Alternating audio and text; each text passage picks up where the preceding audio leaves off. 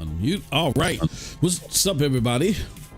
It is your boy, MM2K of Geeks, Cloud Dosage, and ASRock Digital Culture, here with your co-host, Cold Blood Sensei. And we're back again with another episode of NRO Talk Watch. This is the weekly show where Cold Blood and I observe the BS that's being talked about on social media. And after we get a good cackle and a good laugh, we bring it back here to the gaming community and we talk about all the BS that's being spewed out there today. And boy, oh boy, oh boy, do we have one for you today, because how can I say this, man? The hate that is within people is becoming self-evident. It's like the 5 stages of grief. I don't know which stage this is, but whatever stage it is definitely undeniable, right? People are upset, Cold Blood. They're mad.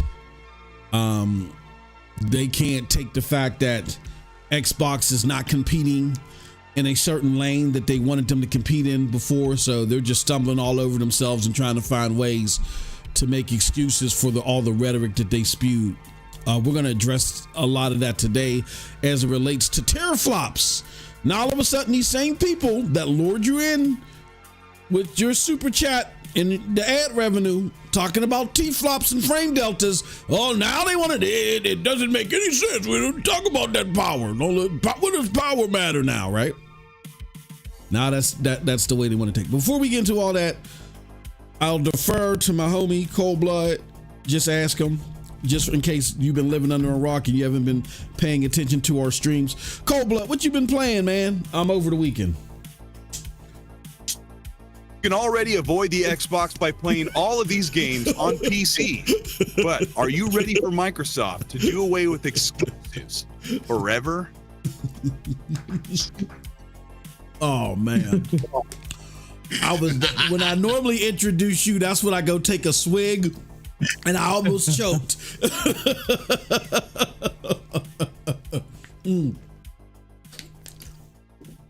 You son of a gun. Yep.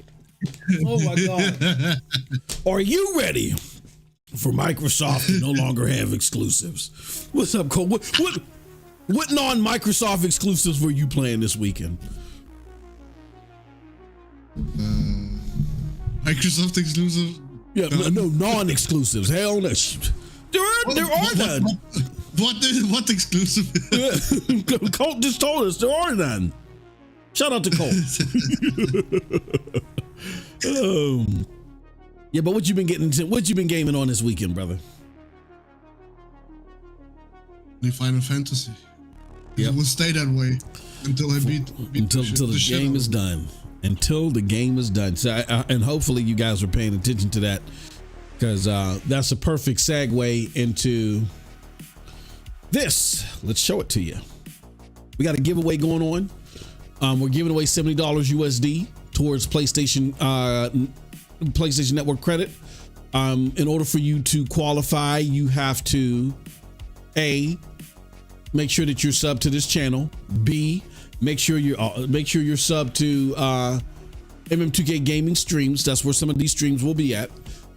C, make sure you join our Discord. Once you do those three things, you make sure that you're watching any of these streams, because there's a secret code that's going to go up.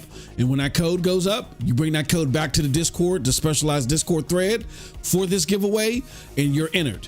If you share this with somebody and you show us that you shared it, like you show the social media link where you shared it and bring that to the Discord as well, you'll get an extra entry. So you'll get an entry, you'll get a leg up on everybody else trying to get this.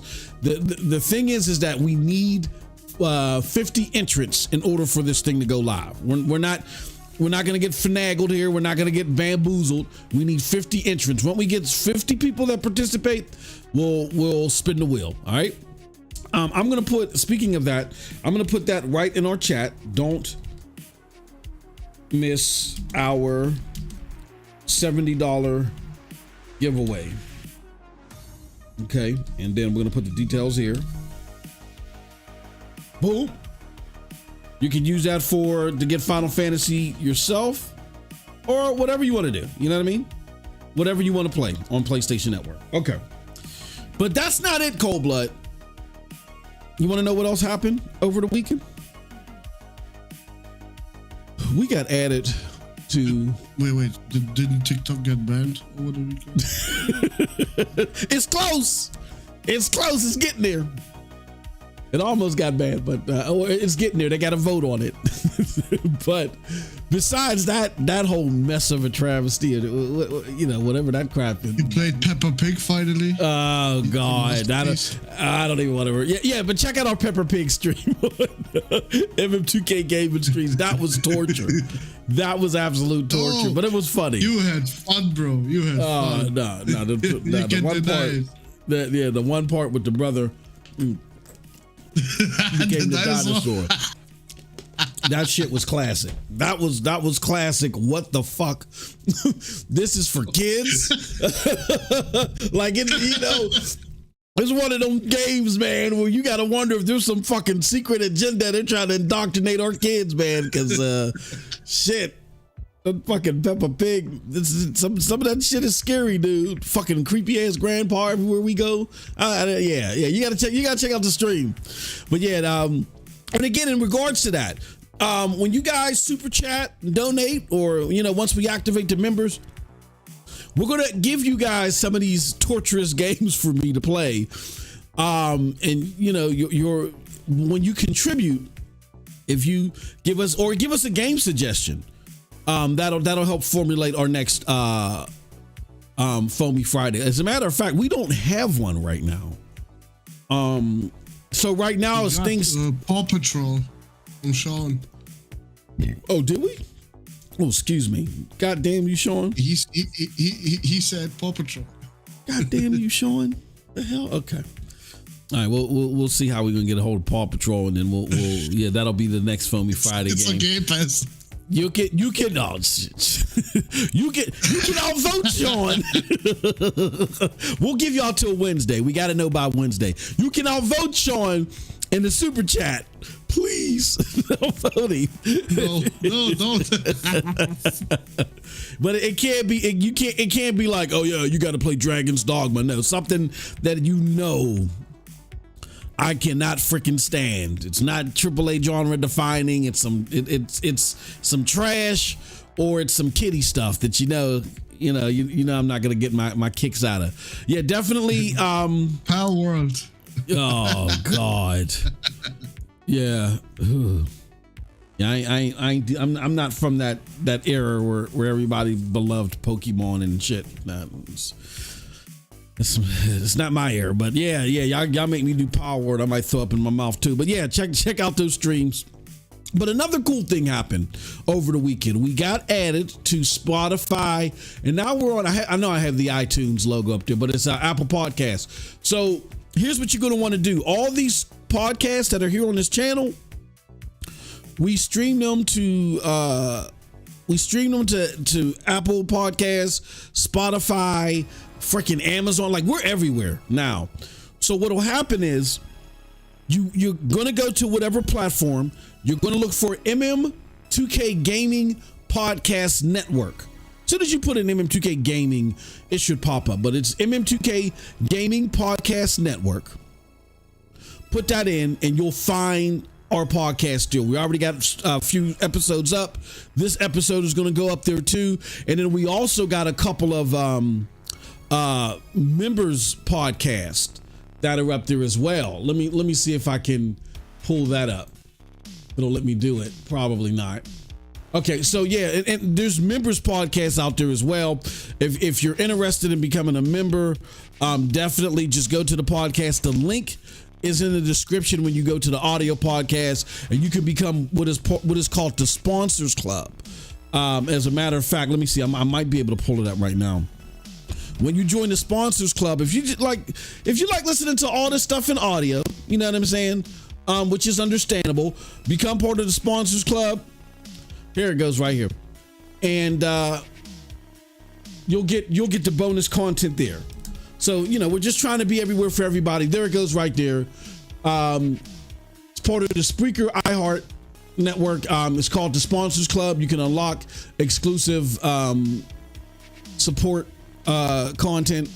And we didn't go with some crazy outrageous prices. Like, they wanted us to go like above $10. Like, for $4.99, you can get access to this content. So just hit us up. And become part of the sponsorship program. All these programs that you guys are part of are going to lead to votes and giveaways and things like that, in addition to the content that you're getting. So it's definitely going to be worth your while. It's already worth your while, but it's definitely going to be worth your while. Just some of the content that's in there already. I got one where I talk about what I need to see in a $70 game.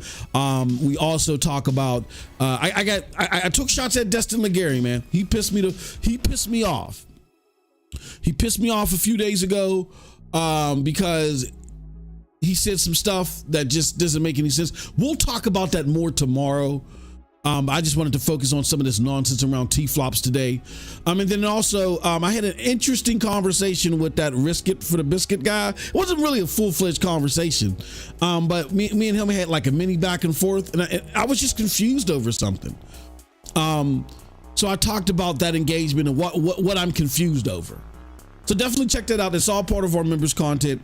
And we just want to thank you for your support. All right, with that said, let's get back to the show.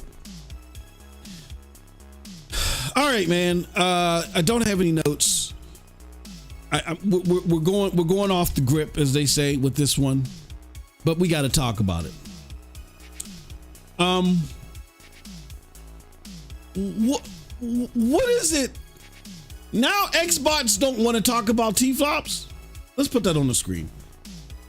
Xbots say no mas to TFLOPS. I don't understand. What's the problem about talking about TFLOPS now? You know what I'm saying, Cold Blood? Like, these dudes literally like came into the game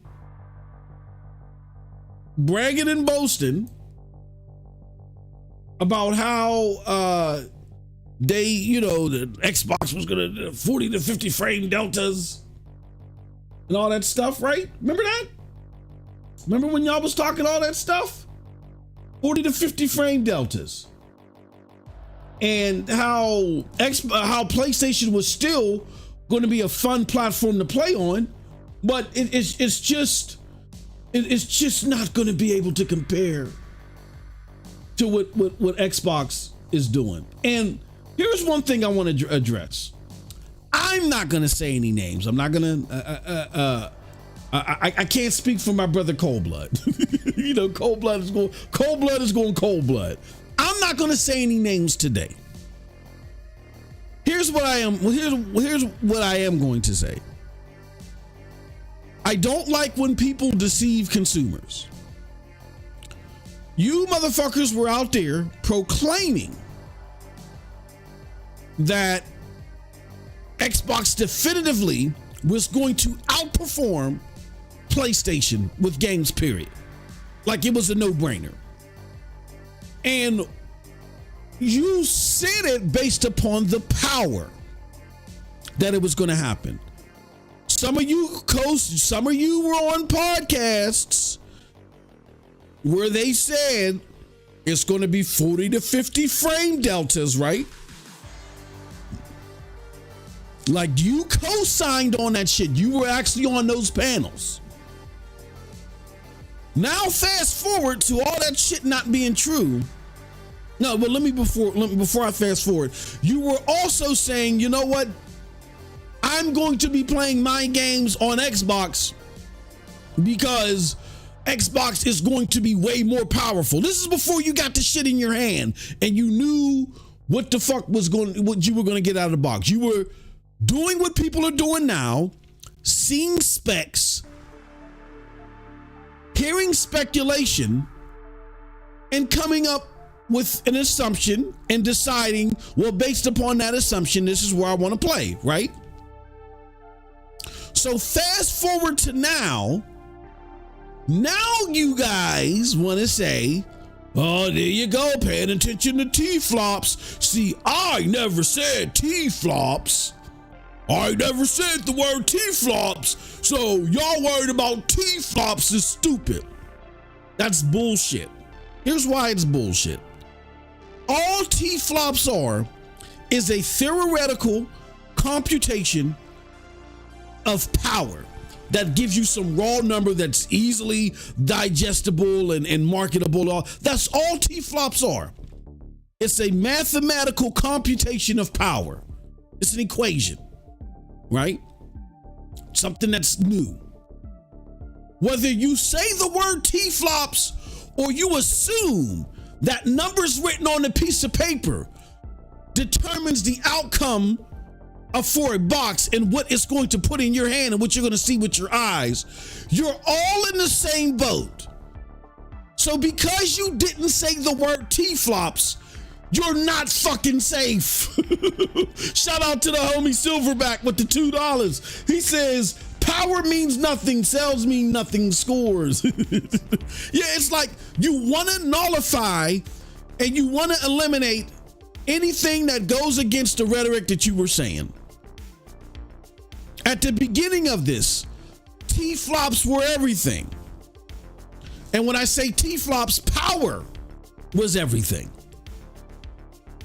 You not saying the word TFLOPS, you just weren't regurgitating the mathematical computation, but you were still egging on the power assumption behind it.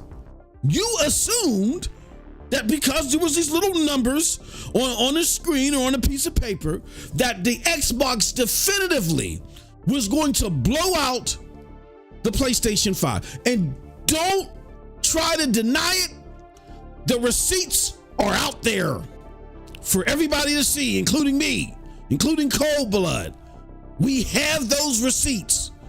I don't want to go any further because I'm trying to be nice, but I will if I have to, because whether it be Destin, who's trying to save face because he just said some dumb shit, I see the PlayStation and the Xbox consoles doing this little hand waving Vogue thing and shit, this Vogue chart. Whether it's people out there like, and nothing against the guy, I don't really know much about him. I just know that he might be a little disillusioned, albeit risk it for the biscuit. Who's out there talking about, yeah, Xbox, they have to respond. Why? Respond for what? It's cold blood. It's over. Like, what don't these people get? It's over, man. That's like if me and you are about to box. Me and you about to, it's fucking Rocky 7 and shit, right? And it's, they got Apollo, I mean, not Apollo Creed. What's the other dude? Mr. T versus, what's his name again, right? And I see you punching on this slab of meat. And I'm like, you know what? I don't want none of that smoke. Like, you're breaking the fucking bone with each punch and shit like that. I'm like, you know what? Nah, it ain't worth it. I don't want none of this. And the bell rings, we go and touch gloves, and all I do is I turn around and I go outside the ring. The fight's over. It would be like a commentator saying, oh, he better hit Cold Blood with an uppercut, because if he doesn't, he's gonna lose on points. I fucking left the ring. It's over. There's nothing to salvage here as far as the competition is concerned. Microsoft touched gloves, right? Saw some swings and said, you know what? We're done. We can't compete in this ring. We're going to go do something else. And they went through the ropes and they walked out of the ring. You mofos are still in the stands. Yeah, hitting, block. Microsoft walked away. It's over, man. It's over. So albeit Destin with his bullcrap, risk it, still being in denial, or some of you out there that now want to be hypocrites and thinking that, oh, they can't search the word TFLOPS in my name, I'm safe. No. Bragging definitively about the power that was going to be portrayed from the Series X, especially when you were around, right?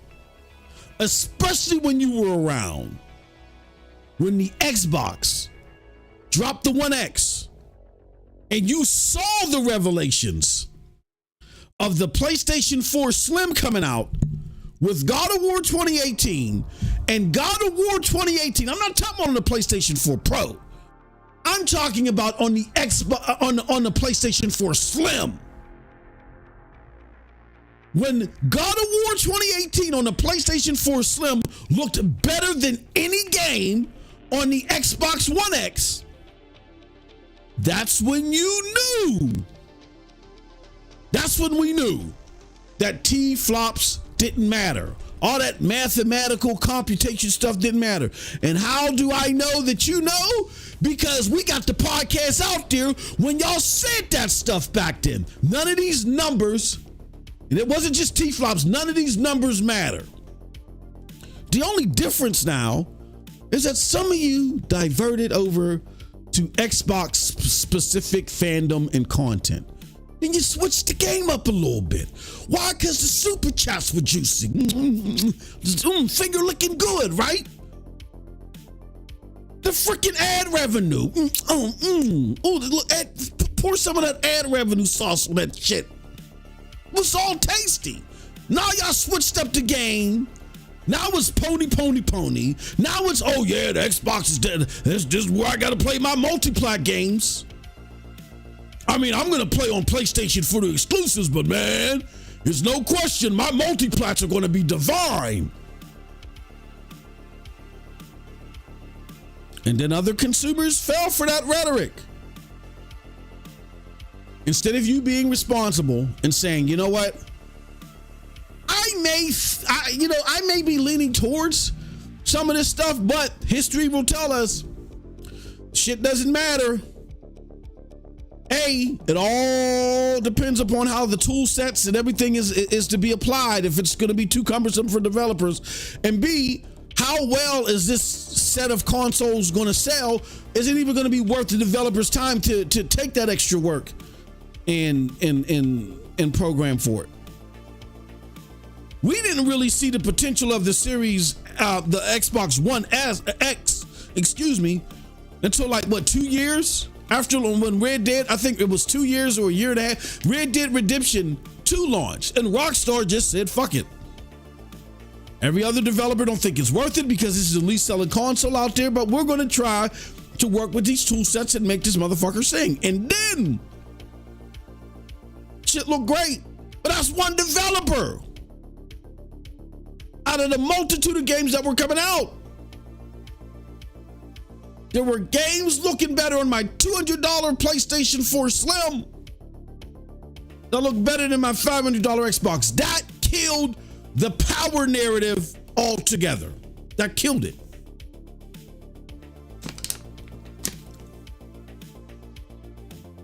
Ain't none of you motherfuckers safe.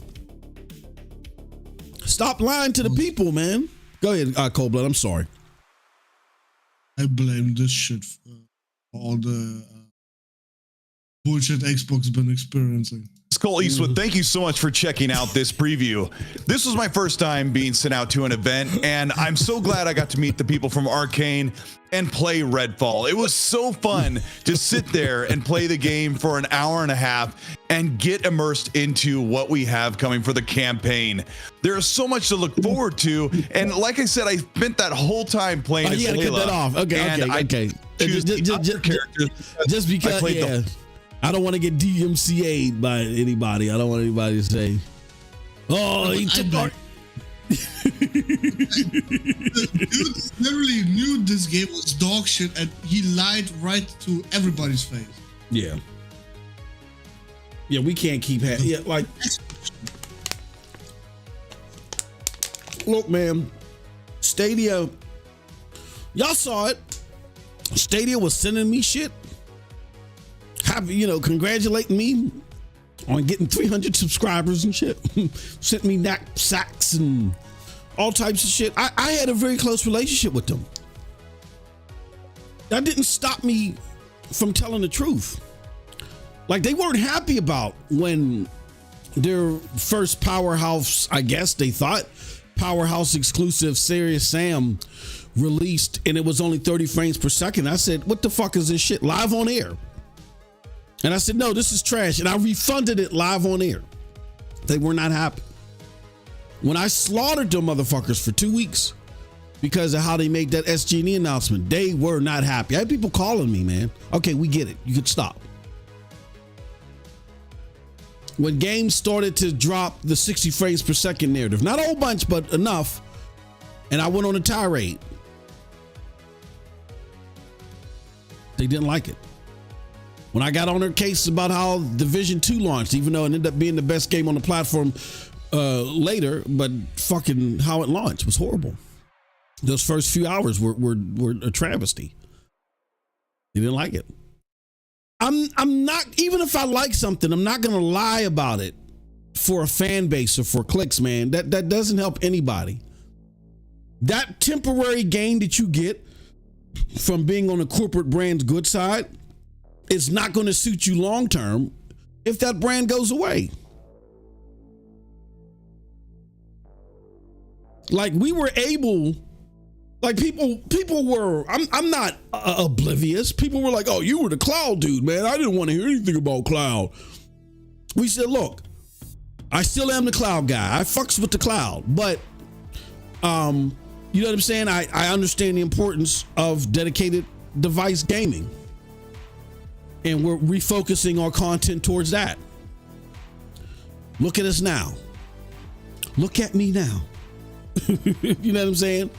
Like, when you're not beholden to a brand, you ain't got to worry about, when you can get your fan base to appreciate your takes versus you're preaching to the choir, that's ultimate control. I can't have nobody control me. And so, because I don't want anybody controlling me, because if they control me, then I gotta lie to y'all. Now, I may have opinions that may not line up with y'all's, or I may think something's gonna go a certain way and it doesn't. That's different. But as long as your takes are authentic, then no, you ain't gotta say shit like, Redfall is punchy, as Cold Blood was playing. You ain't gotta do that shit. Crazy to me. I'm sorry, Cold Blood. I didn't mean to cut you off. I just felt like I had to jump in on that, man, because that's these creators got to do better. Continue. No, continue. That's all I wanted to say. This is the bullshit that made Xbox what it is today. Exactly. Nobody criticizing them, only fucking ass licking. That's what it is. It's just right down the middle. And look, those of us that tried to criticize it, man, we got thrown out. I literally got told, well, this thing ain't for you anymore. Well, who's it for? I mean, I know who it's for, but it ain't for none of you motherfuckers. None of you motherfuckers that are upset, belly aching, and feel like that the community's in shambles, it ain't for y'all. That's why your shit's in shambles. I know who it's for. It's for cloud gamers. You know what I'm saying? And those that see the future and the horizon of cloud gaming. That community, it's for casuals that really aren't into the competitive thing. They just want an easy access to games. They don't worry about performance or none of that shit. They just want an easy, accessible way to play games. We're more hardcore. We have higher standards. It's not for you if you have those higher standards. You gotta keep it real with the people, man. There's no amount of push from any brand that can supplement your integrity. Even when you want, man, I was getting calls. I felt bad too, because I had people that were working with me that they were affected. Motherfuckers were getting codes from this shit and they got cut off when I was dogging them dudes. They got cut off, bro. Now they ain't contacting me. Fuck, I feel bad. But I gotta do what I gotta do. I gotta keep it real. I gotta keep it a buck. But aren't you admitting then that codes are a way to sway someone's opinion?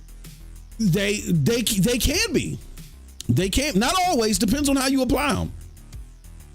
They can be. Like I said, in our situation, we were getting codes, but I didn't care. I mean, I felt bad, but I didn't care. But code, yeah, when you get anything, that's why you got to be very careful and very leery, and you got to be upfront. Like I'll give you a prime example. And shout out to my peoples at NVIDIA GeForce Now. This is the best relationship I've had, right?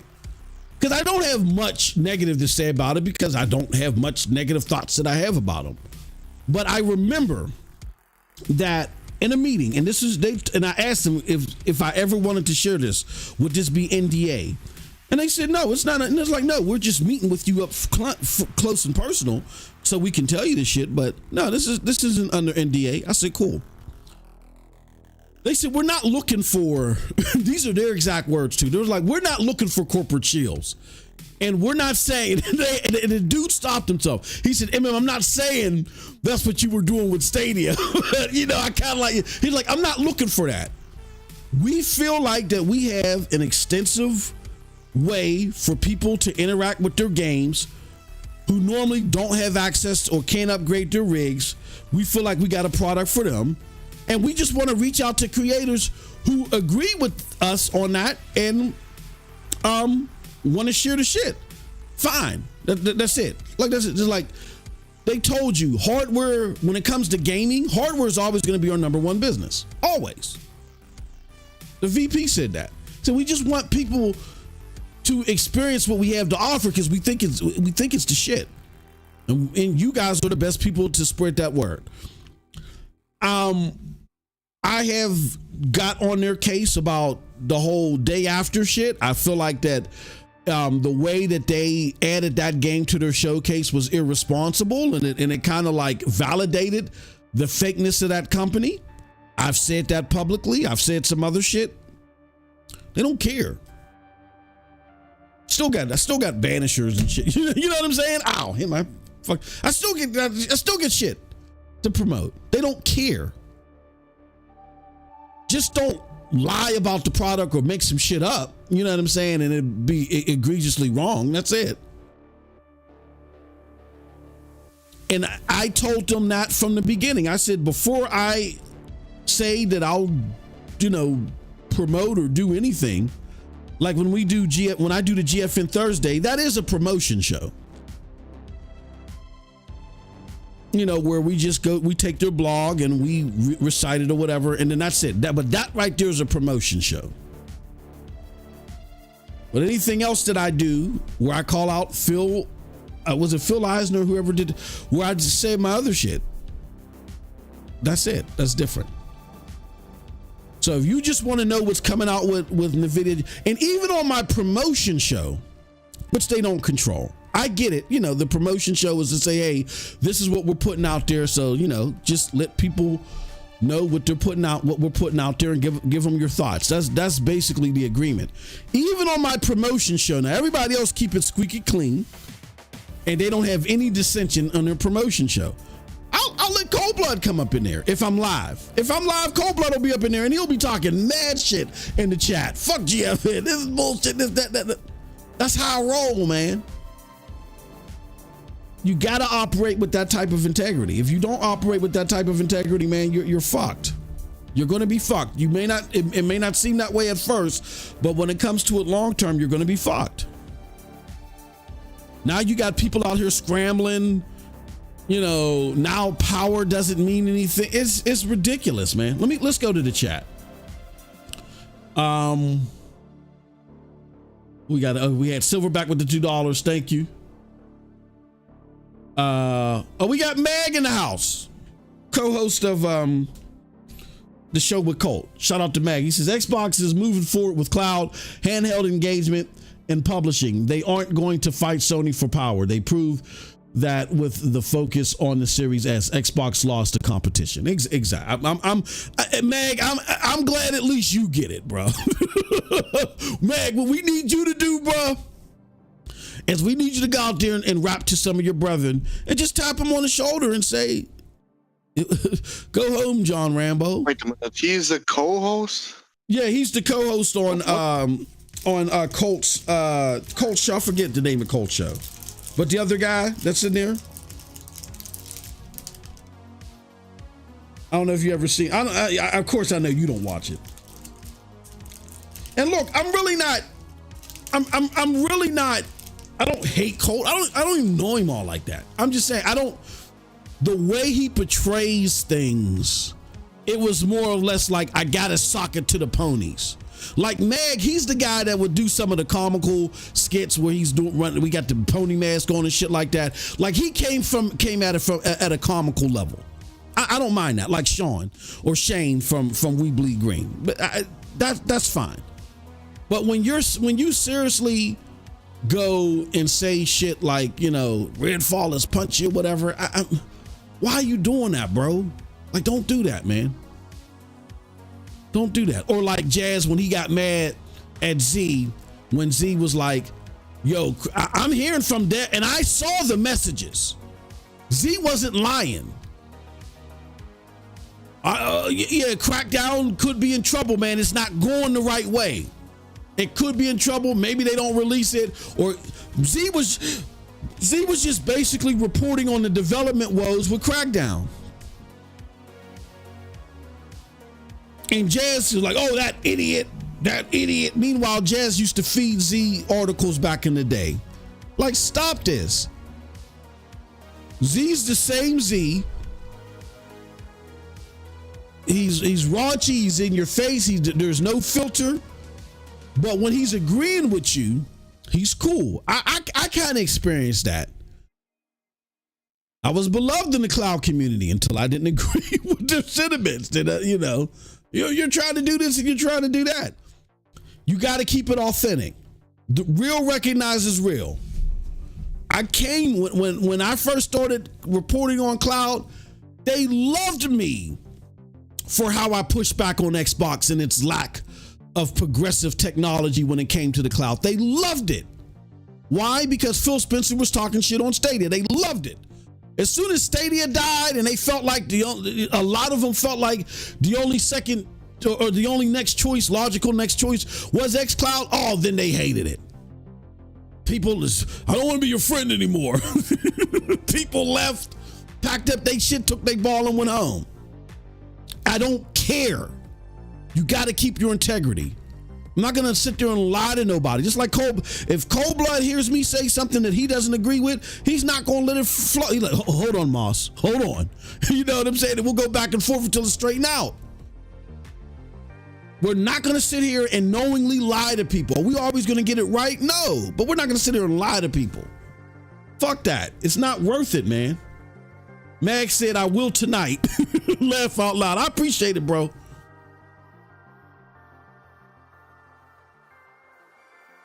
Like I said, I don't dislike Colt, but I like Mag. Mag's always been a supporter of the platform too.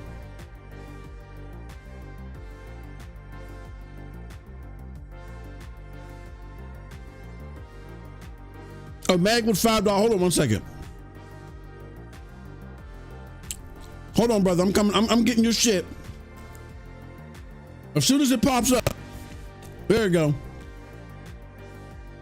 He said, great show, boys. Remember to keep it real and you'll never have to backpedal or fight for your integrity. Thank you. I appreciate it.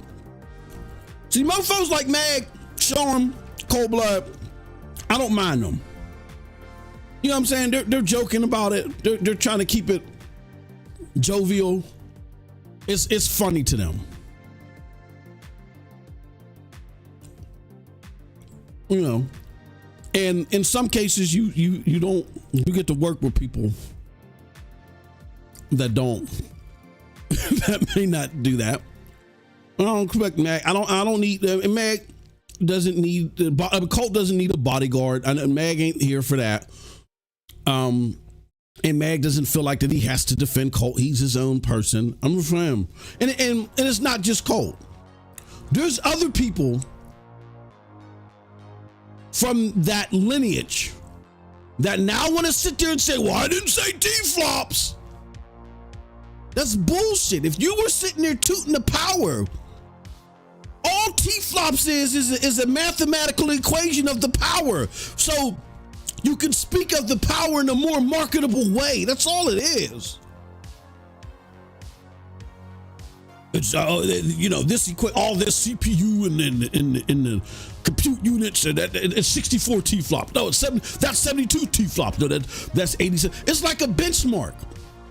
It's like when you go to CPU or GPU benchmark. It's all the shit. It's a score.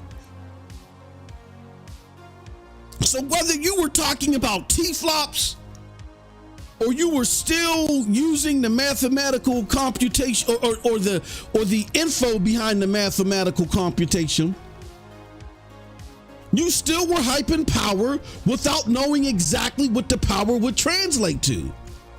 And that's why y'all don't see, until we did this show, and the show we ain't even really talked about the specs of the PlayStation 5 Pro. We can touch on it, but the reason why Cold Blood and I haven't done it is because we don't know what the fuck it's gonna mean. People are out here talking about, yeah, man, bottlenecks this, bottleneck that, and this is going to do. No. It's 67 TFLOPS is better than the 4090. Y'all out here running around like chickens with your head cut off talking about this shit. We don't know what this shit is going to mean. That doesn't just apply to Xbox, that applies to PlayStation too. All I can tell y'all is I am getting it day one because I think it's safe to say that it will be better than the base PlayStation 5. Cold Blood may feel differently. But that's all I can tell you is that I'm going to get it. But I can't tell you anything, man. I'm having conversations behind the scenes about it, but I'm not sitting there running definitively, yeah, I was going to buy GTA, or I was going to buy this game or that game on my PC, but fuck that. Ain't their card going to be as good as PlayStation 5 Pro. How do I know that? How do I know that? I don't. This is all speculation. I got fooled when the Xbox One X dropped. I was there midnight launch with my business partner. He couldn't believe that my grown ass was standing outside of a GameStop, because he's not a gamer all like that, if hardly. I was standing outside of a GameStop at midnight to pick up a console. He couldn't believe it, but he was there with me. Picked up my console. I went and unboxed it and shit. I had him record. I was going to post it live, but then I just said, never. Nah, I ain't gonna do it. And yeah. Look in the chat box. Hold on, let me see.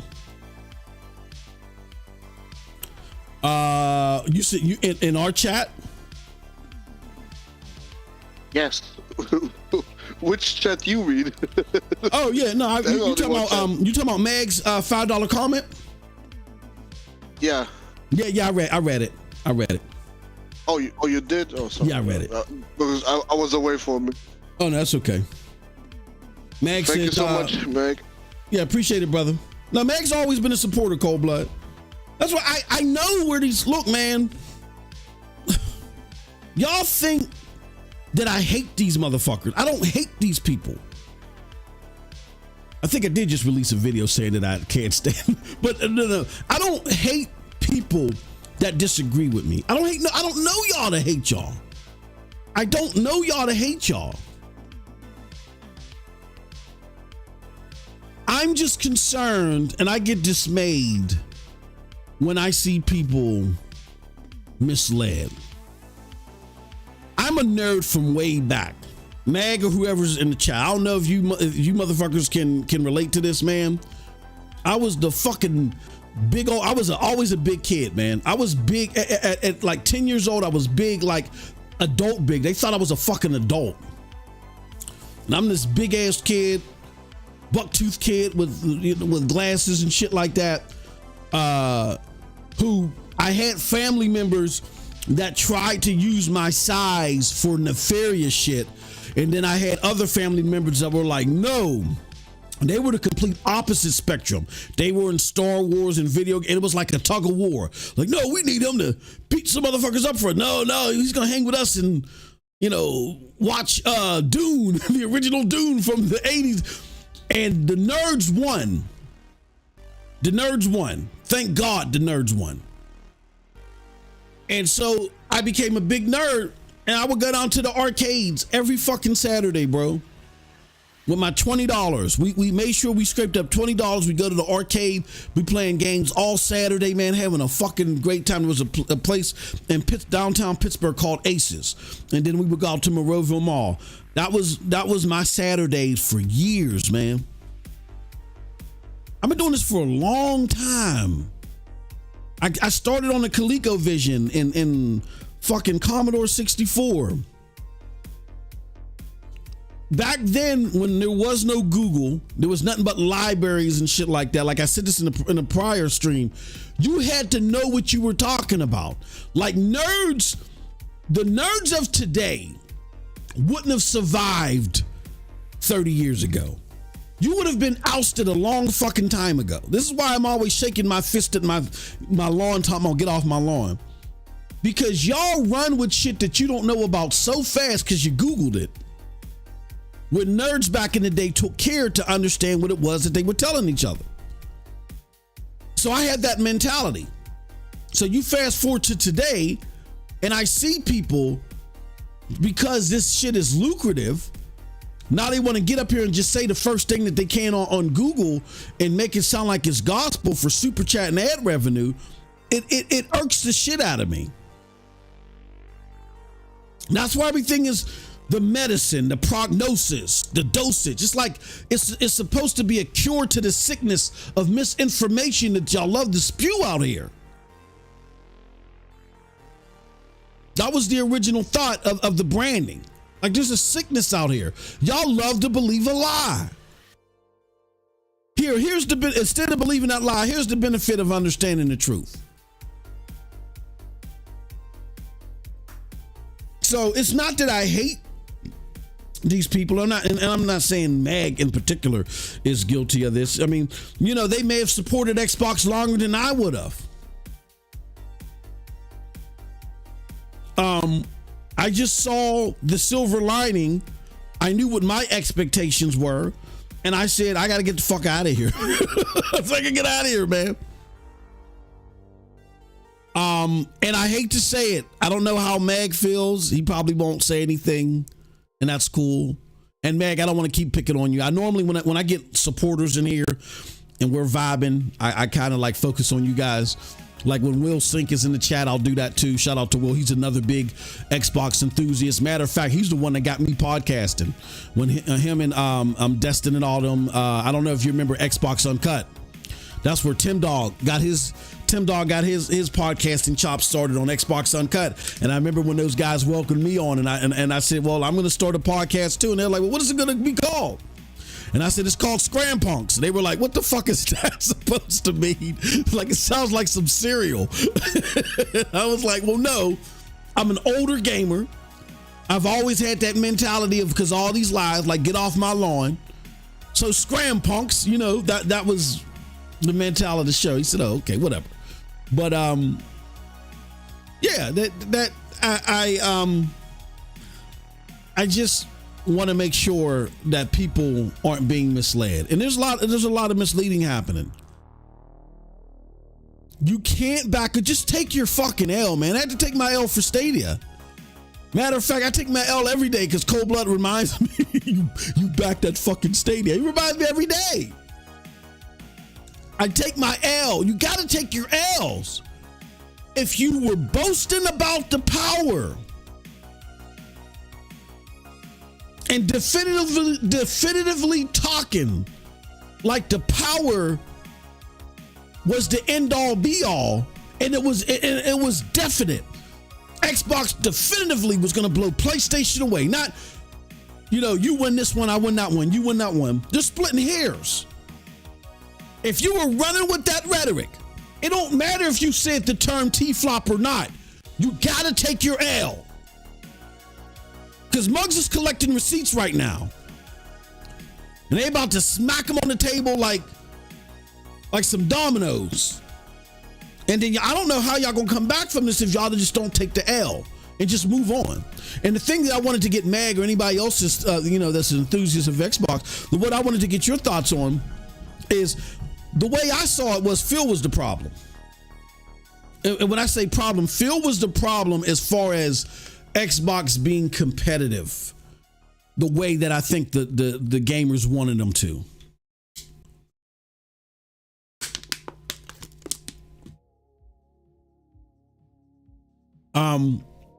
People say Phil saved Xbox, so they were going to get rid of it. I don't know about that. I'm not going to debate that. I'm just going to say that, what Xbox got saved? Was it the one that's going to bring you the content that you wanted and compete against PlayStation and bring back the glory days of the 360 days, except with more technology? Or is it this new Xbox that's putting all their shit elsewhere? Which Xbox do you want? But my question is, do you guys think it was Phil? I mean, again, it's a rhetorical question. You don't have to answer it. Here, I don't want to get nobody in trouble. He did answer it. Oh, did he? He says, we're on the same wavelength. I got duped with the One X. I'm gaming almost exclusively on PlayStation since last year. I'm guilty. I'll take my L as well. He says, I bought into the Xbox bullshit. Now I see right through them. Let me put his comments up there. Congratulations. You got out of the Matrix. Yeah. Well, this is your support group, Mag. You're welcome here anytime, man. Just grab you a coffee and sit down. Grab you a coffee, a name tag, and sit down, brother. You'll get to tell your story when you get a chance. You know what I'm saying? And Mag, we can get you on the podcast whenever you're free. Talk about your experience. But that's basically what this is that, again, I don't want to be the one. I mean, sometimes I may joke around and say, and I'll say the Xbox this and Xbox that. And you guys see the cover, the thumbnail, I'll poke fun here and there. That's just me in my righteous indignation mode because I was told to get out. This box doesn't represent you anymore, Moss. You don't know what you're talking about. Jive sucker. They told me to get out. So now at some of those people, I'm like, but for the rest of y'all, I just wish that before you went too far down the rabbit hole that you guys would have seen what I saw. And I saw it quite early, man. Like, I'm not bullshitting. Something about Phil Spencer just didn't make me easy. Like, I'm used to Peter Moore, Seamus Blackley, and I forgot the other guy's name. No, it wasn't Altman. I'm used to the other execs and how they moved and their thought process and their shrewdness. And then I hear this guy. And I'm like, in one moment is like, yeah, we're going to get everything back to form. We had to take a couple steps back to take a couple steps forward. And went from that to, oh man, PlayStation is delivering. And this is when I still didn't believe in the PlayStation games. PlayStation is delivering the great games and we want to start delivering games like them someday. Huh? What the fuck are you talking about? To then all of a sudden seem like you're placated then you want to compete with it was just like all over the place.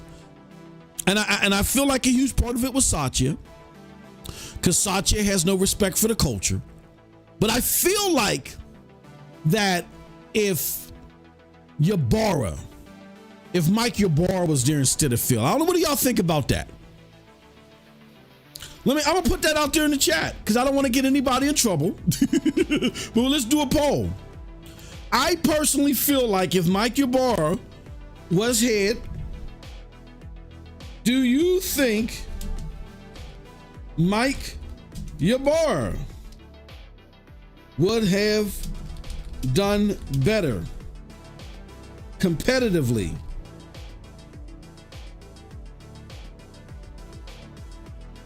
for the Xbox brand than Phil? Oh shit. Can't put that in the chat. We gotta put that in the poll. Start a poll. You know what quote I hate the most from Phil Spencer? What's that? We are still learning. 10 years later. We are still learning. Yeah. What the fuck is he learning? Yeah, it's like he's trying to pass himself off as like this indie group that just happens to have money. You know what I'm saying? Like every year is a new, like I was saying before, fuck what I said last year, man. That was last year. What the hell you worrying about 12 months ago? This year is brand new. Like, you know, you can't look at Phil Spencer. I'm not Phil Spencer, 53 years old, or however old Phil is. I'm not Phil Spencer that's 53 years old. When it comes to gaming, I'm Phil Spencer of 2024. You know, the Phil Spencer from 2023, I've already shed that motherfucker. What are you looking back there for? You worry about what Phil Spencer says 2024. And I might have to break it down per quarter, because one quarter, Game Pass will be our main flagship product, and the next quarter is just there as an option. You know? Yeah, it's like, it's weird, bro. It's like he's trying to come off with this, he's trying to maintain this new car smell, Phil, but we done had the car for 10 years. Like, yeah, we gotta break this car in. No, we've had this motherfucker for 10 years, man. About time to trade it in. And I think the Xbox community, here's what I think that happened. Because I was there. And I can see how some of y'all were traumatized. I know we're talking about video games. I know this sounds crazy, but I think there's trauma here. I wasn't traumatized. I was just like, you know, fuck it. This is the way. I've been watching video games for decades. My favorite platforms have died more than once. So I'm used to it. Fuck it. But I think what happened was Xbox diehards, man, they were used to Xbox dominating that generation, and they just thought that it was the norm, like how Xbox did. And when that E3 happened, and it was very clear that Xbox was not coming away squeaky clean anymore, I think they were like dismayed. And then we heard shit about Microsoft not really feeling dedicated to Xbox. So we were like, damn. Then this guy, Phil Spencer, comes out of nowhere. This guy, he's not a suit like Donnie D. Because everybody you got to remember, they were mad at Donnie D, because Donnie D's the one that said, well, if you don't want to play online, we got an Xbox for you. It's called the 360. So this guy seemed to be real nicer, you know, more calmer and more thoughtful, right? And then what happened was he just said some normal things like, yeah, we got to get it together.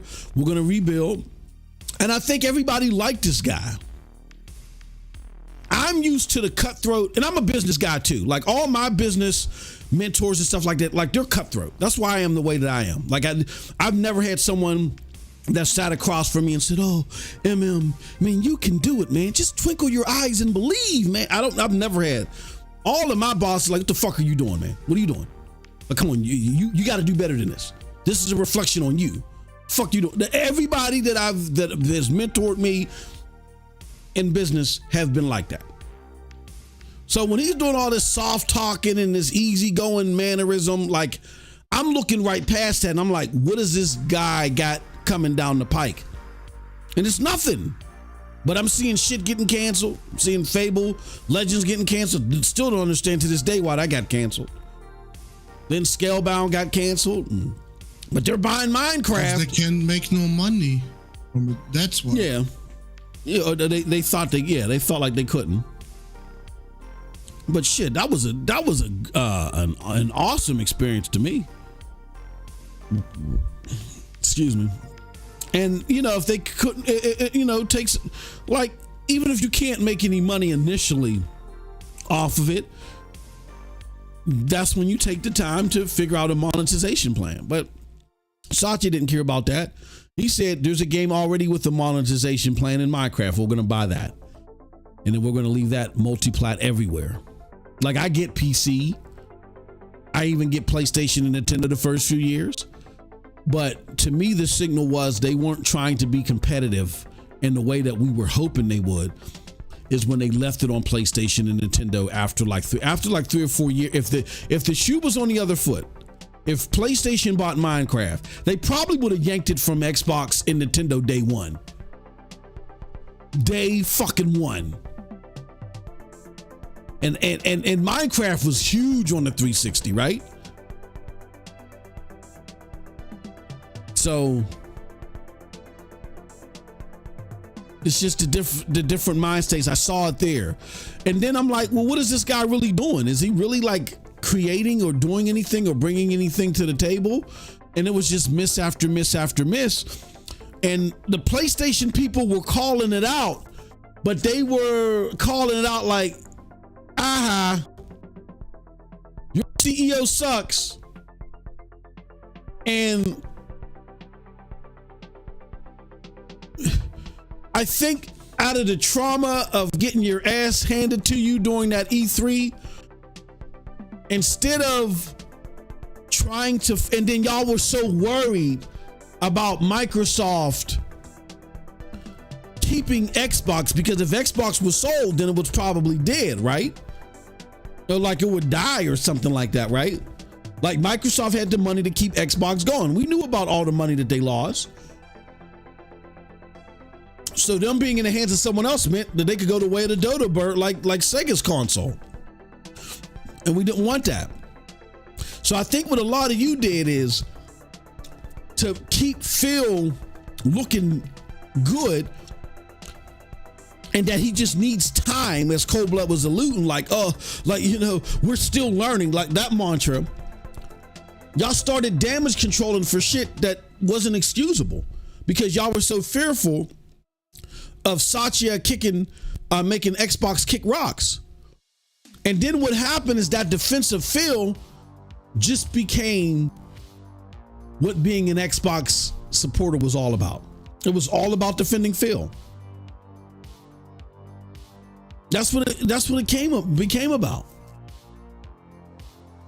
Like never in my 35 years of gaming did I see a community openly admit the games that we're getting are dog shit.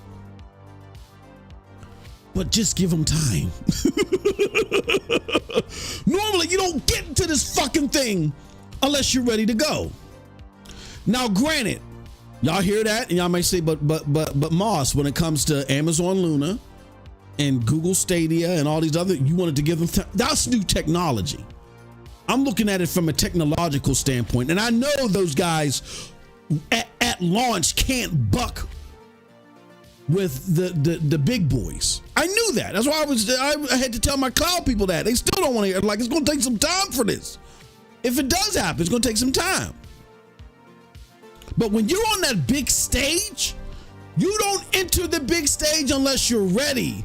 If you're not ready, you go to fuck home. Y'all gave this dude a chance for 10 years, man. Y'all gave him a chance for 10 years. Because y'all made the product feel. The product was no longer about the games.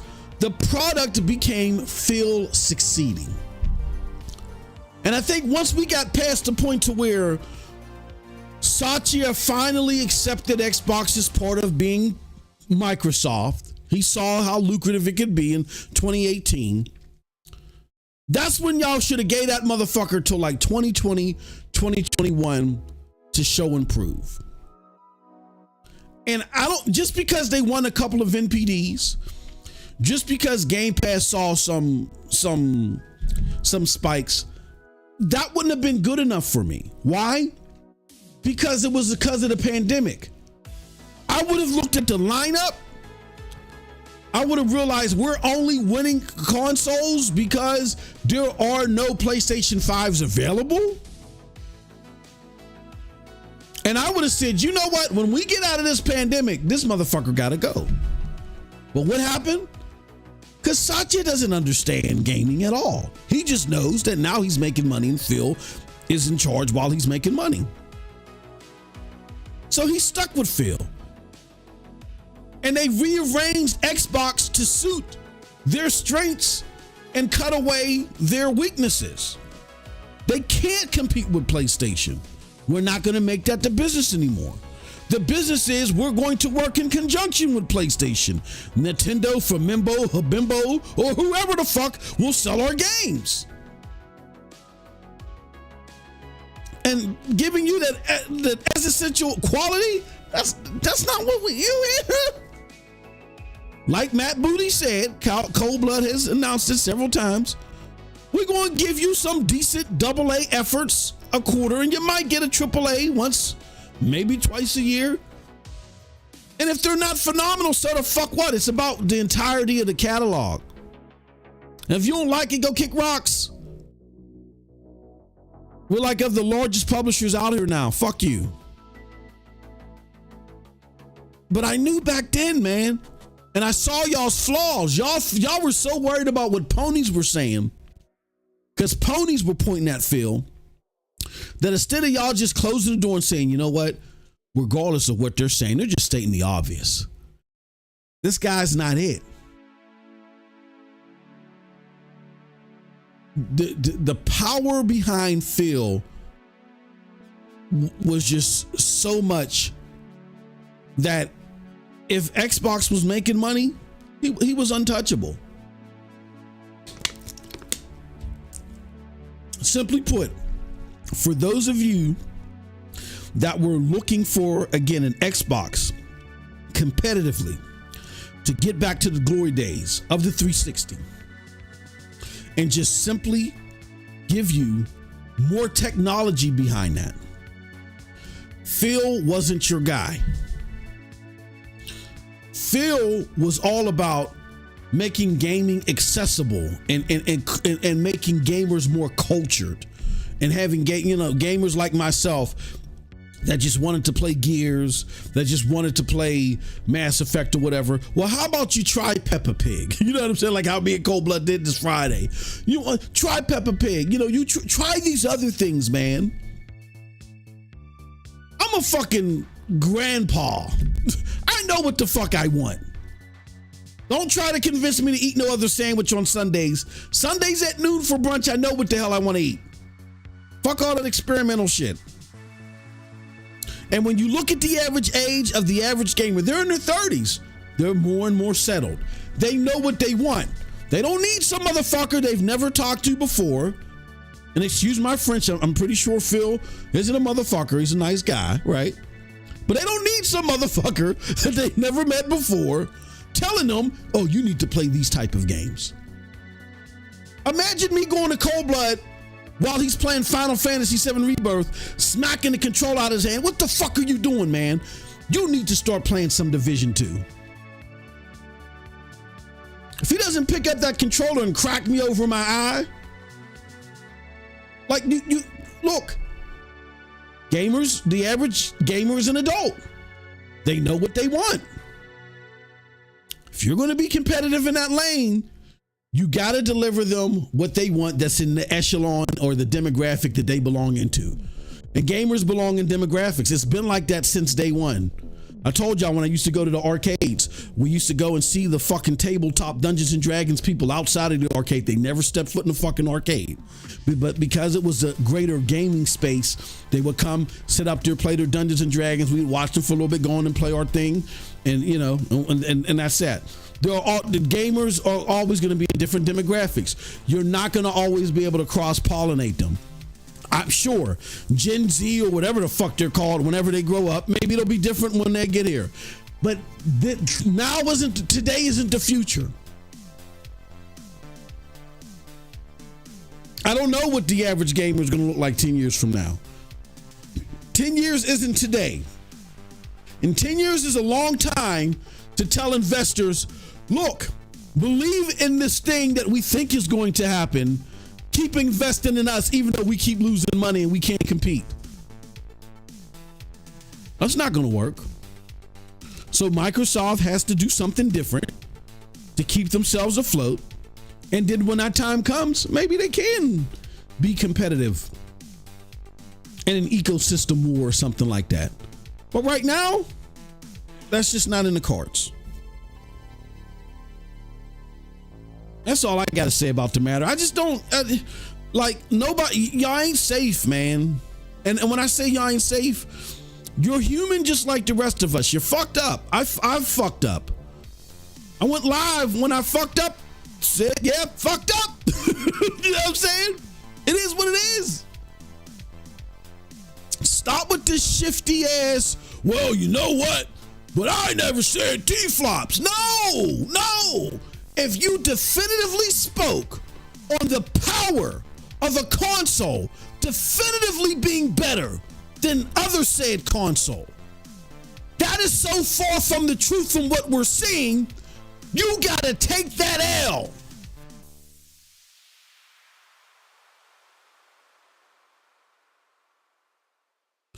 It's like, y'all know I'm a big hip hop connoisseur. There's a rapper, if you ever heard of Onyx, Slam, da da da da da. There's a rapper called Sticky Fingers. He's on this song called Strange Fruit. I love Sticky. If y'all remember too, Sticky played Blade in the Blade TV series for I think they had 3 episodes of that shit. But Sticky got this famous line where he says, you either swallow your pride or blood. You choose. You swallow your pride or blood. And what he means by that is you either swallow your pride and say, I fucked up. Yep, I made a mistake. I made a bad assumption. I got ahead of myself. We're going to correct and move forward.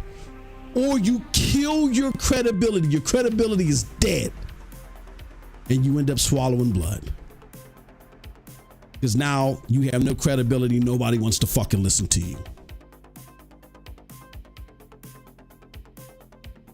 Swallow your pride or blood. What y'all gonna do out in these streets?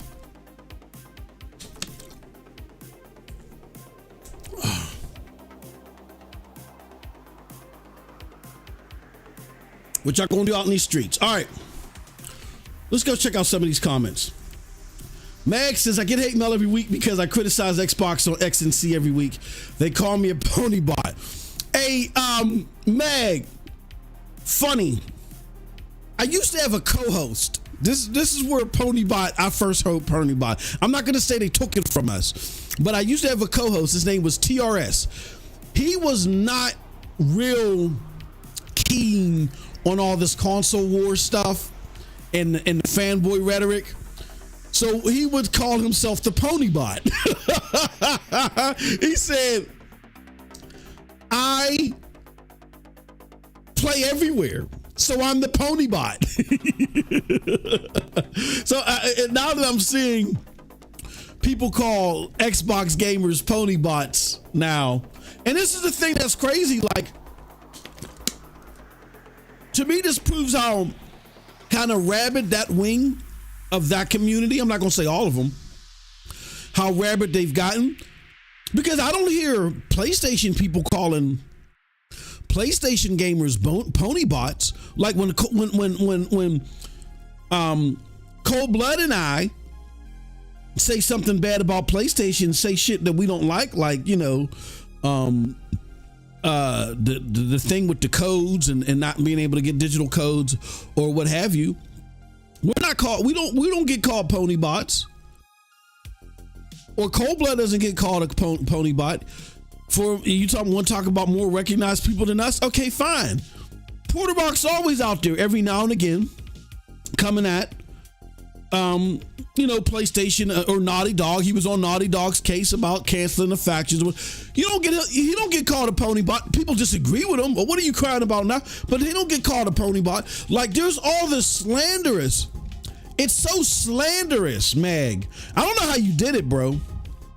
But I give kudos to you for being a stickler for fucking truth, man. I applaud you, brother, because it's hard being over there. It is so fucking hard. You can't speak. The moment you criticize Xbox, like, the only thing you can criticize Xbox for is for not giving you red meat on Twitter. Like, man, Xbox, what are you doing, man? Why didn't you do so and so? Now you're making us look bad. That's the only thing you can get away with. But you can't criticize Xbox for not delivering on something when it comes to the product.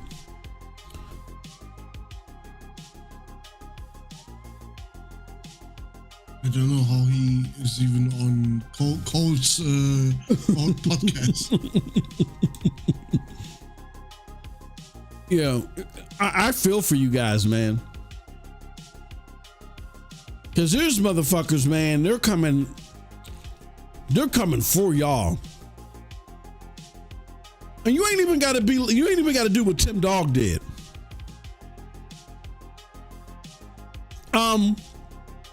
One person that I do like, even though I rarely agree with them, is I like Brad Sams. Like Brad Sams yesterday or a couple days ago over the weekend, he had like a video that was kind of like clickbaity where he talked about Xbox, PlayStation's looking to dethrone Xbox. His theory is based off of the numerical data behind the PlayStation 5 versus the Xbox Series X, and how numerically the Xbox Series X has more TFLOPS. So it's quote unquote numerically the most powerful console out there. But,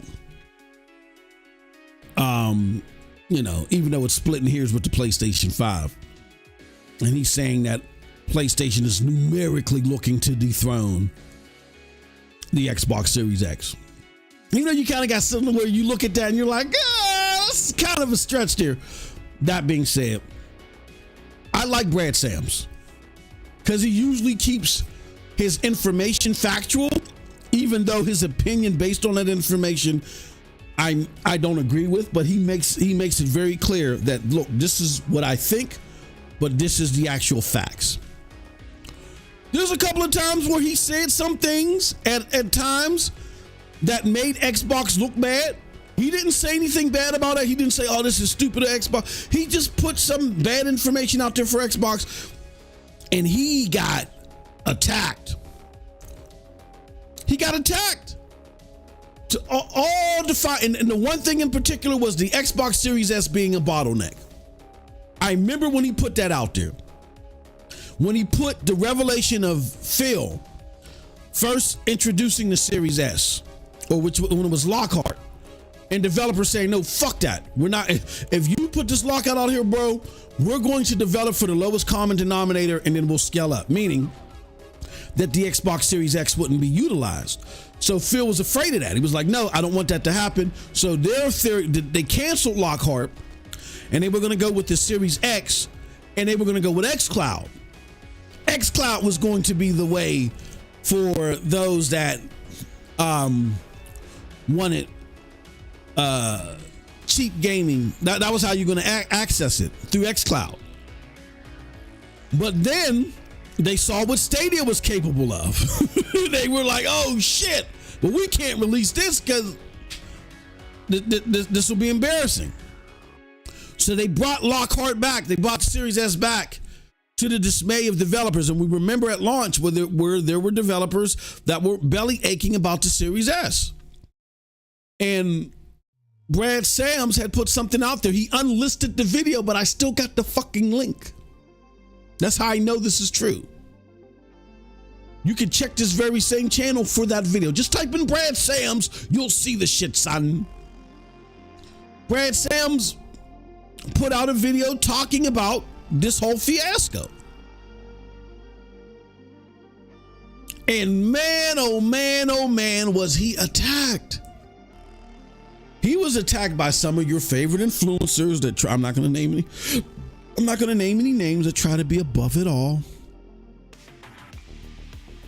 And I'm not talking about YouTube. Like, these are big time people that have been on shows, that have talked to Phil, who have interviewed Phil.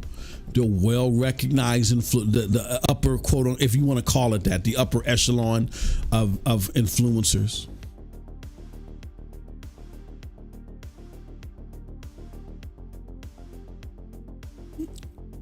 All to find out, y'all, that Brad Sams was right. Now imagine if this was just a community where y'all favored Xbox and y'all wanted to shit on the ponies. Fine, not a problem. But then y'all took into account facts. If y'all took facts into account, if y'all didn't let the murmurs across the street make you feel like that you had to double down on protecting Phil, and y'all would say, Phil, look, this is a problem. We want your transparent, not y'all saying, Phil, we want transparency on ABC, and then he goes says something, he goes says XYZ, but because XYZ sounds good, y'all take that to Twitter and say, suck it, ponies.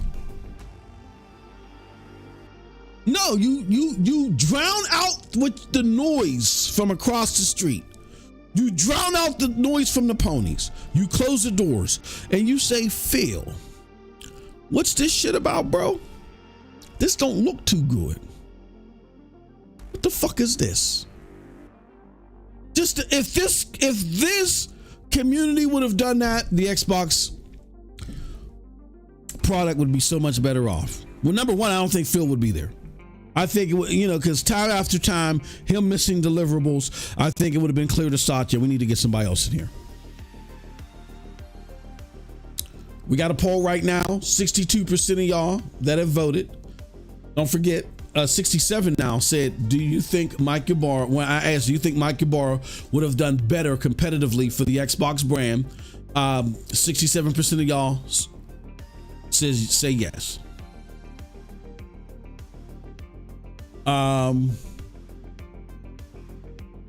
It says, I find it funny, says Ghost in New York. I find it funny, bots out here saying that Pro is barely stronger than the Series X.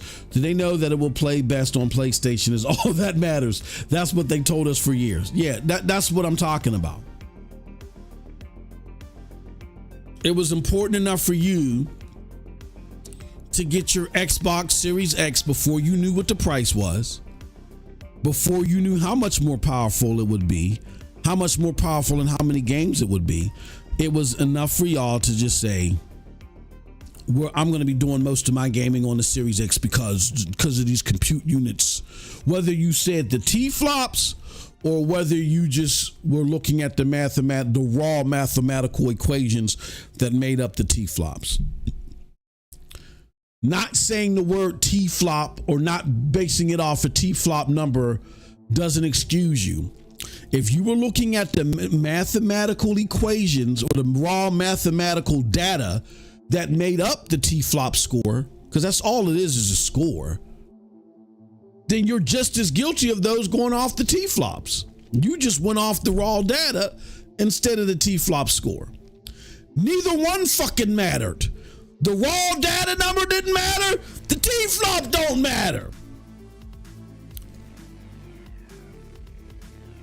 It's all about who's going to take. Let me tell y'all real quick, and then we're going to move on. I'm going to tell y'all real quick, because I know Cold Blood is itching to play some Final Fantasy VII Rebirth. Let me tell y'all real quick something on how I take your time, bro. How I got here. I got here because me and my brother were roommates for a few years, and we had all this gaming equipment around us, but we ended up loving the OG Xbox the most. And there was this setting that they had called cross link or something like system link. Back in that day, playing over the internet was new. Yes, the OG Xbox was pushing the technology for you to use broadband, but it wasn't a regular part of every single game. Still, the majority of the games that were coming out were offline. However, Xbox had this feature to where even if it was an offline game, you could use this feature called System Link to where if it was co-op, you didn't have to play split screen co-op.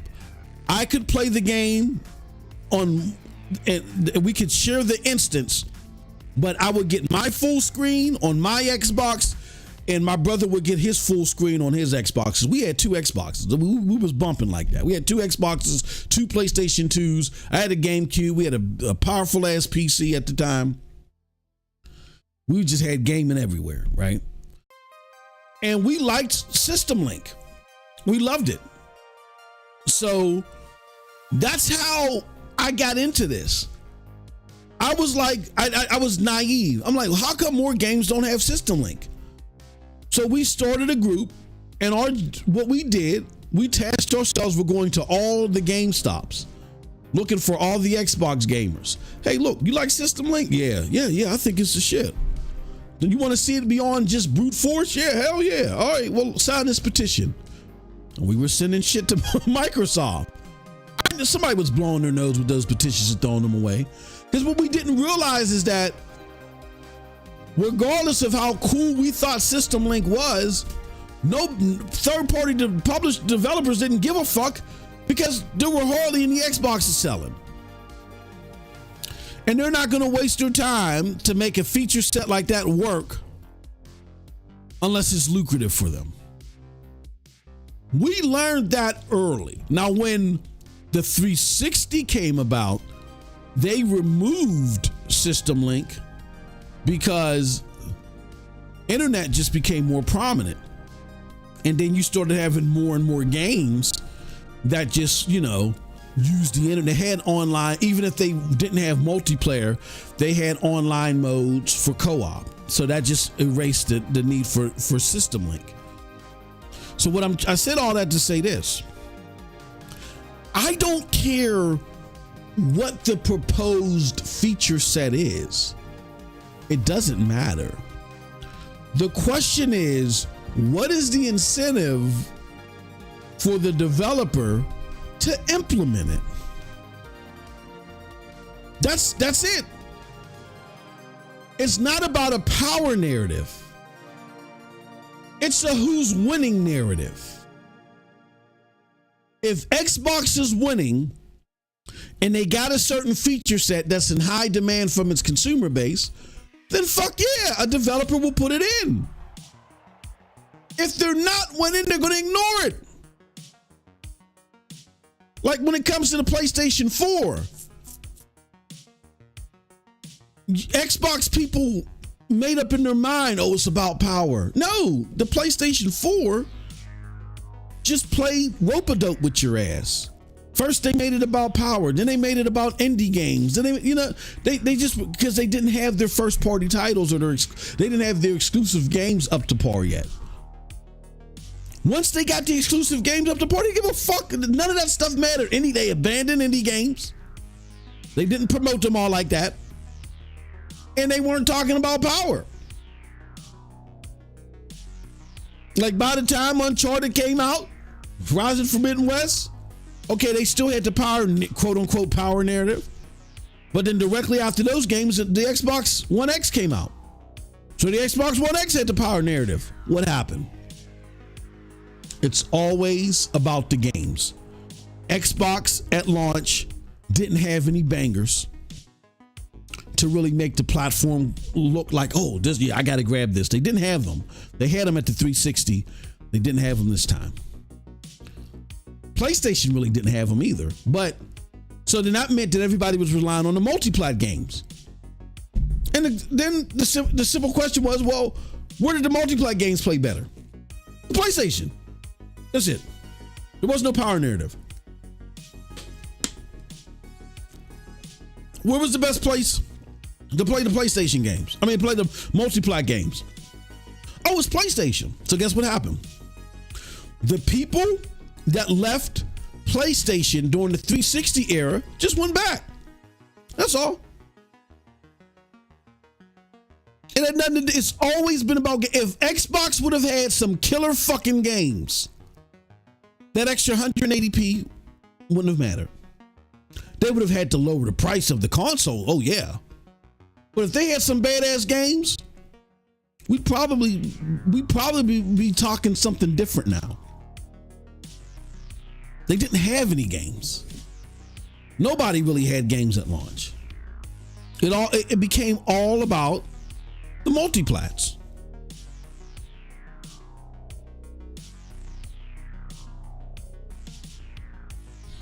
And so the PlayStation gamers that left for Xbox in the 360 era said, oh, Microsoft is on this Kinect shit. I wasn't really digging it when they were doing it at the end of the 360 era. Now they doing it again. I'm not really feeling these games. Sunset Overdrive, right? You know, I think a lot of people just overlooked Rise because they didn't realize that Rise actually was a third-person over-the-shoulder action game. I didn't realize that until years later. I'm thinking it's some first-person Kinect game, and it didn't look appealing to me. Like, I wasn't compelled to get a fucking an Xbox day one, even though I was an Xbox guy. I didn't get an Xbox until year 2. Got that fucking 360 as soon as I could, man. I didn't get it day one, but I got it like within this first month. No, like the second month. But I waited over a year. It wasn't until Division 2 came out. Or not Division 2. It wasn't until Division came out that I got my Xbox. Let me see. When did Division release? Let's look that up. When did Division release? Because you got to remember at that time. Yeah, 2016. That's fucking 3 years late. God damn. I went that long without an Xbox. Holy shit. Exposed. Holy shit. It was all about the multiplats then. Boss got exposed in here. God damn. Holy fuck. So the Xbox came out December 2013.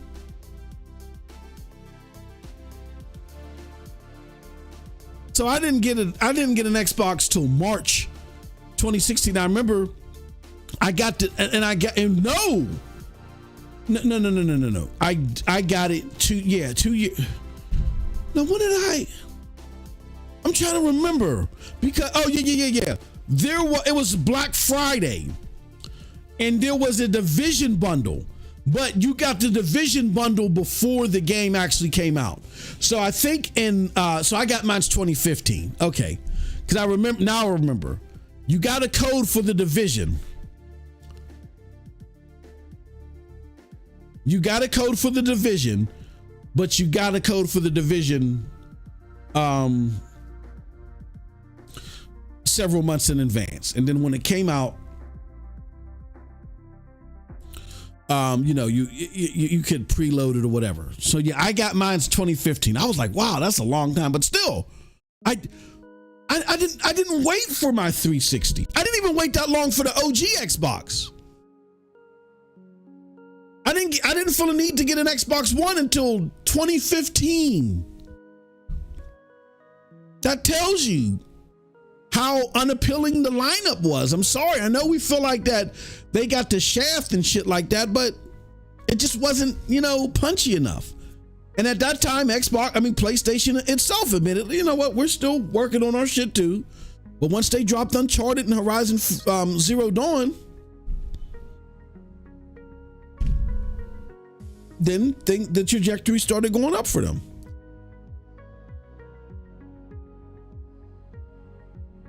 Yeah, y'all made the product feel. That's where y'all fucked up. If y'all would have made the product Xbox despite your fears, if you would have made the product Xbox would have been a lot better off because of it. He said, Shut Paul up, G said, Phil Spencer best. Yeah. Emmanuel 1 says, Phil is the king. No need to question it. Yeah, he's the king of seppuku. Y'all, oh my God.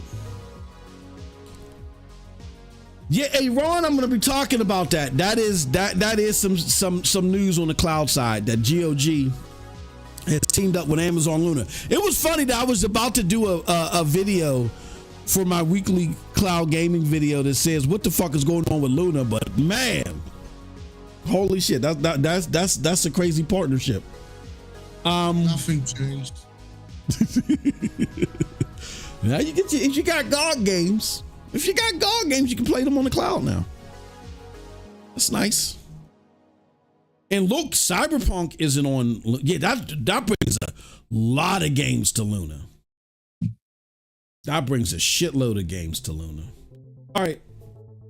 Well, that's pretty much it, y'all. I had to get on my soapbox and talk shit to y'all about this and send a message across the bow. And if people don't like it, come and tell me why I'm wrong. You're more than welcome to come on the show and tell me why I'm wrong. Why am I wrong for telling you that you are not safe if you said that, you're not safe for not using the term TFLOPS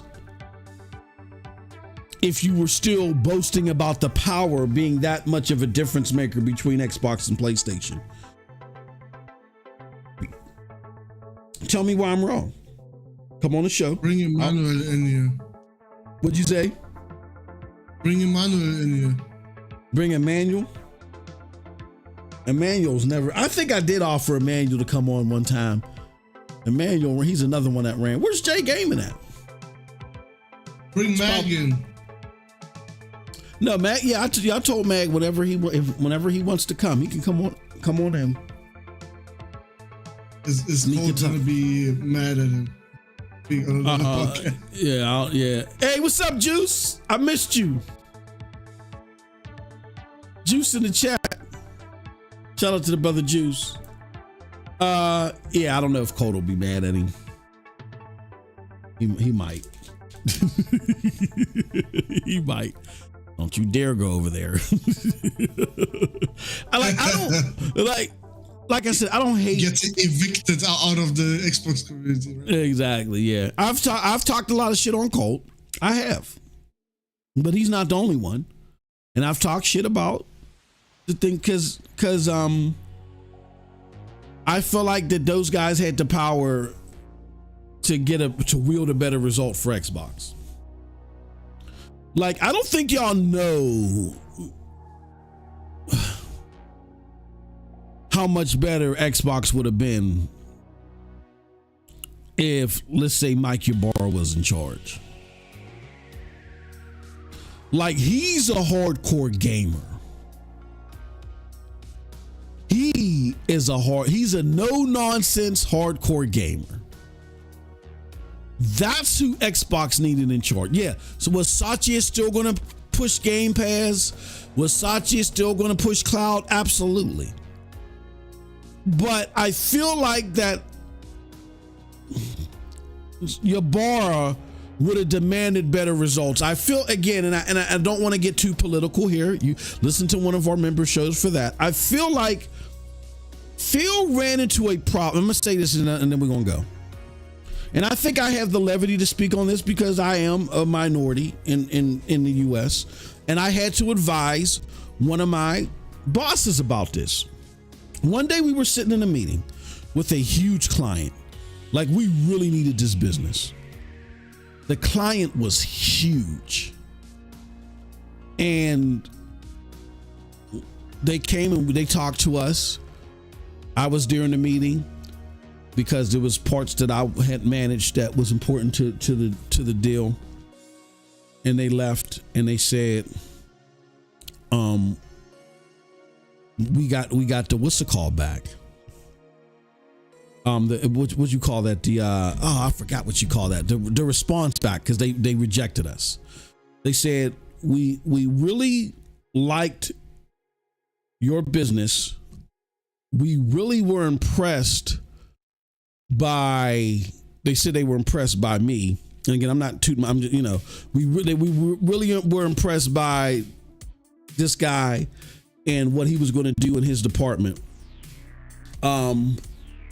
They were like, we don't see, like, why is he the only minority there?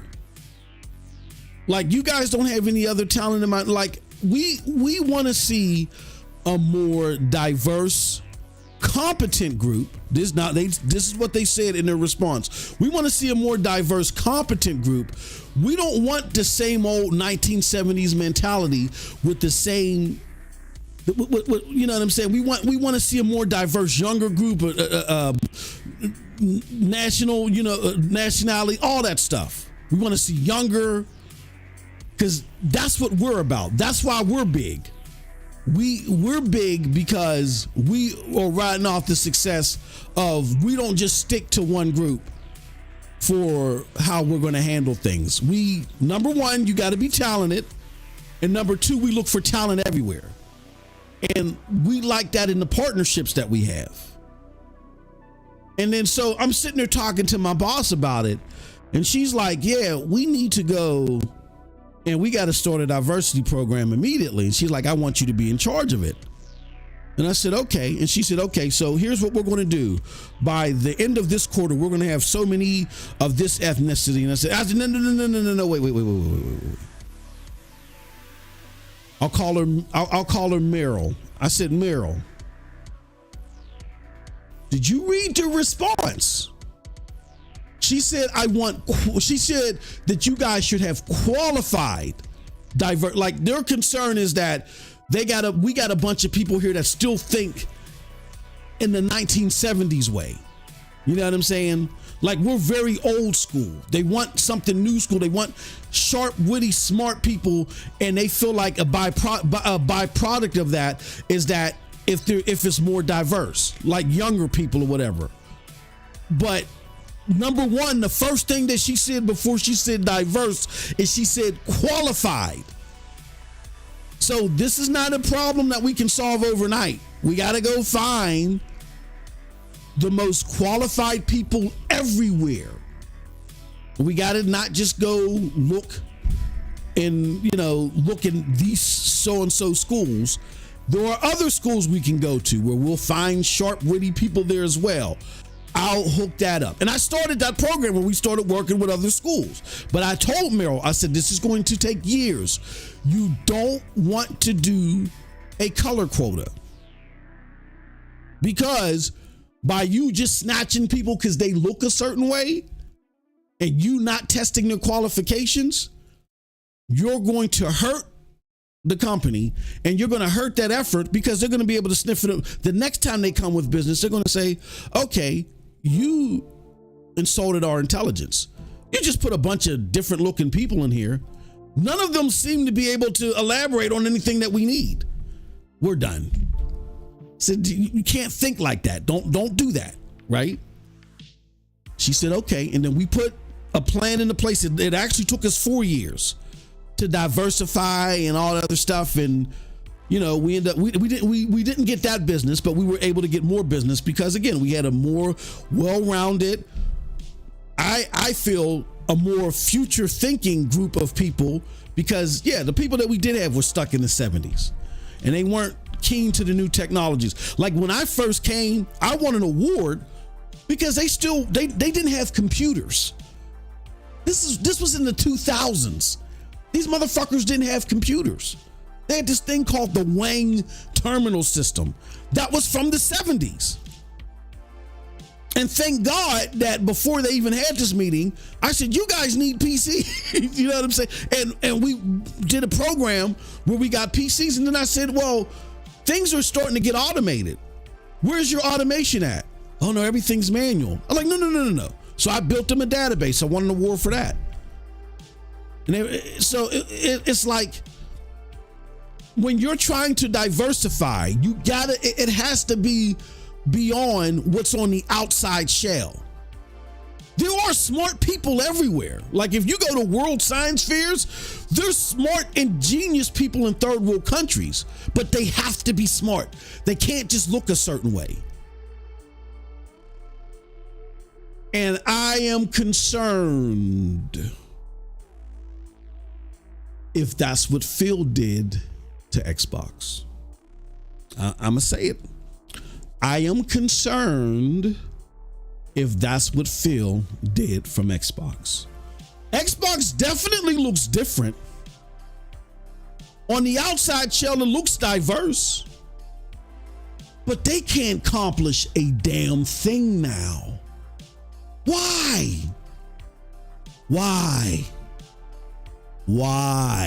You understand what I'm saying? So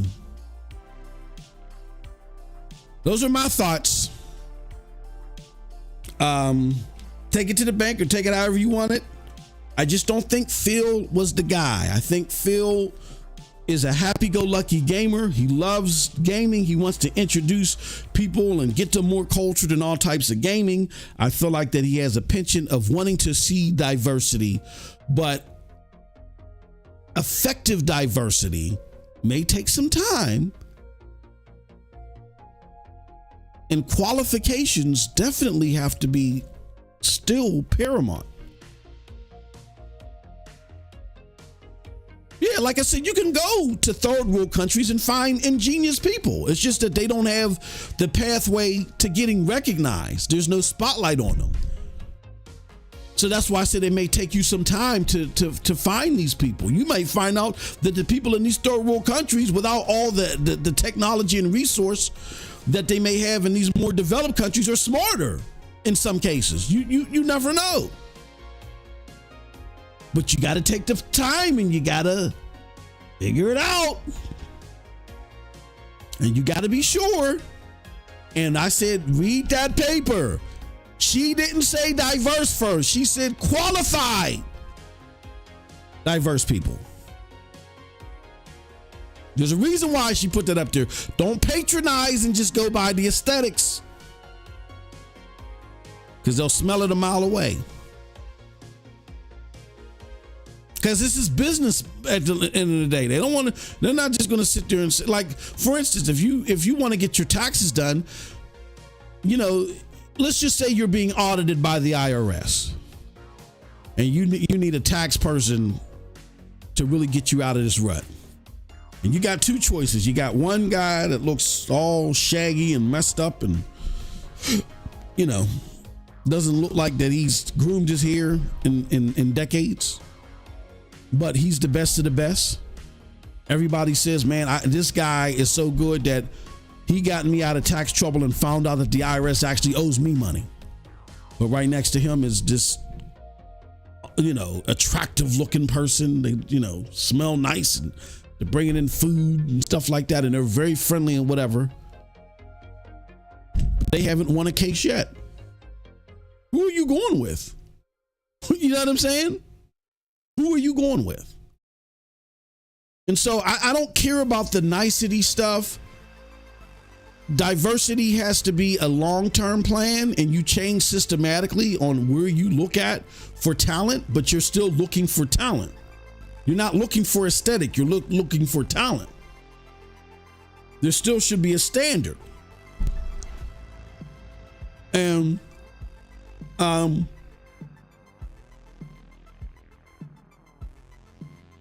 you got to put pressure on yourself to deliver. I just don't think that that's Xbox's way anymore. And I think they're failing because of it. All right. Last few comments and then we're getting out of here. We're going to get ready for Cold Blood stream whenever he's ready. He says, Phil soon will be a king. Yeah, okay. And this is already playing the best, mostly on PlayStation. Another news, Moss. What's that? Hi-Fi Rush has a 91 on Metacritic right now for PlayStation. Oh, wow. Okay. What does it have on what is it? What is it? 89 on Xbox? No, an 87 or something. Oh, Xbox tax. Xbox tax. Xbox tax. All right, we're going to close out this poll. We asked you guys, do you think Mike Ybarra would have done better competitively for the Xbox brand than Phil? 66% said yes, 33% said no. Yeah, I think in hindsight now, which hindsight is 2020, but I think in hindsight now people realize that yeah, he would have done better. And that's what it should have been about, like results. And because we weren't focused on results, we were too worried about how this guy looked versus the PlayStation people, versus what the PlayStation people were saying. Now we're in this rut. That is, if you wanted Xbox again to be to relegate back to the 360 days as far as its competitiveness and the quality of output, but you just want a new technology, you're not getting that. But yeah, please don't sit here and make it seem like that. Oh, I've always been above it all when it came to TFLOPS. No, you weren't. TFLOPS is just the score. If you sat there and looked at numbers on a sheet and made this predetermined, made a predetermination definitively. Oh yeah, these games are going to play because we got the receipts. These games are going to play better here. We got the receipts. If you said that, it don't matter if you said TFLOPS or not. The TFLOPS are just the equation part of it. You looked at numbers on a sheet and made a predisposed notion of what the outcome was going to be when you should have known better. Because we had the same thing happen with the Xbox One X. The Xbox One X on paper was way more powerful than the PlayStation 4 Pro and definitely the PlayStation 4 Slim. So explain why God of War 2018 looks better than anything on there, with the exception of Red Dead Redemption 2. Can you explain it to me? There's Mark Cerny's rapid pack math or whatever the hell. I'm never going to doubt Mark Cerny. As weirdly Adams as he is, I would never bet against Mark Cerny. You don't know what in this PSSR, this AI, like people are betting against that. Oh, yeah, it's only going to be a 10% increase. You don't know. None of us know. That's why that's why we haven't done a full-fledged show on it yet. Nobody knows. Brigadier says, oh man, I just saw the notification. Oh, Brig. Sorry, brother. Do you join the Discord? Brigadier, join the Discord, man. If you join the Discord, you will get the notification. Matter of fact, let me put the Discord in here. Join Discord to get all notifications when we go live. Cold Blood, are you still streaming today? Or are you gonna wait till tomorrow or something?